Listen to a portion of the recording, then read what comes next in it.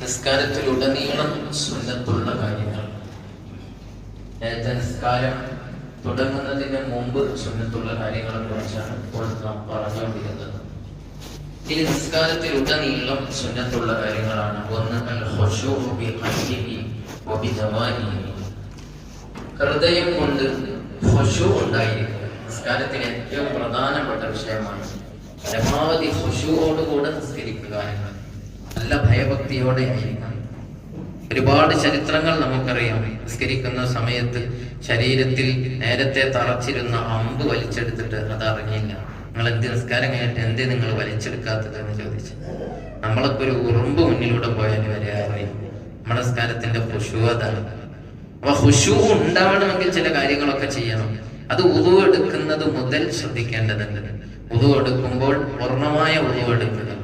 അവയവങ്ങളൊക്കെ പൂർണ്ണമായും കഴുകി ശേഷമുള്ള പ്രാർത്ഥനകളൊക്കെ നിർവഹിച്ച് ആ വുളു സമ്പൂർണ്ണമാകുമ്പോൾ തന്നെ നിസ്കാരത്തിന് ഖുശൂ കൈവരും എന്നതാണ്.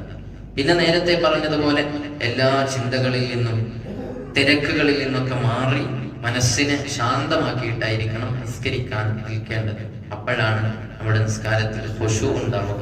ഒന്ന്, ഹൃദയം കൊണ്ട് ഖുശൂ വേണം.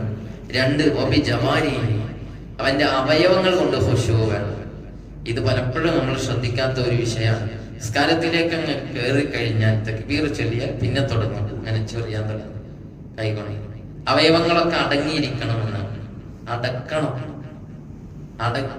അതാണ് പട്ടാള ചിട്ടയോടുകൂടി. പട്ടാളക്കാരൊക്കെ നിൽക്കുന്നുണ്ടെങ്കിൽ ഒരു അനങ്ങൂലല്ലോ അവര്, അല്ലേ? അവരിങ്ങനെ നിൽക്കുക ചെയ്യാം പ്രതിമയെ പോലെ.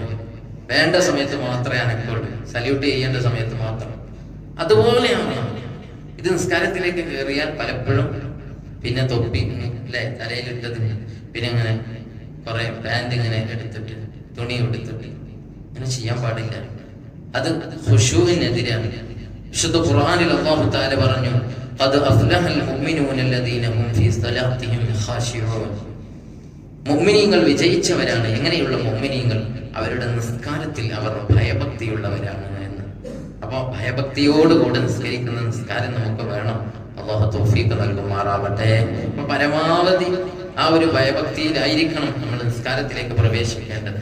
അതിന് സഹായകമാകുന്ന കാര്യം തന്നെയാണ് രണ്ടാമത് പറയുന്നു, തദബ്ബുർ ഖിറാഅത്തിൻ വദിക്രി. നിസ്കാരത്തിൽ മറ്റു ചിന്തകൾ കടന്നു വരാതിരിക്കാൻ നിസ്കാരത്തിലെ വിശുദ്ധ ഖുർആന്റെ പാരായണം, നിസ്കാരത്തിലെ ദിക്ർ, അതിന്റെ അർത്ഥം ചിന്തിക്കുക. ഇത് സുന്നത്താണ്. നിസ്കാരത്തിലുടനീളം നിസ്കാരത്തിലുള്ള എല്ലാ ദിക്റിന്റെയും നിസ്കാരത്തിലുള്ള നാം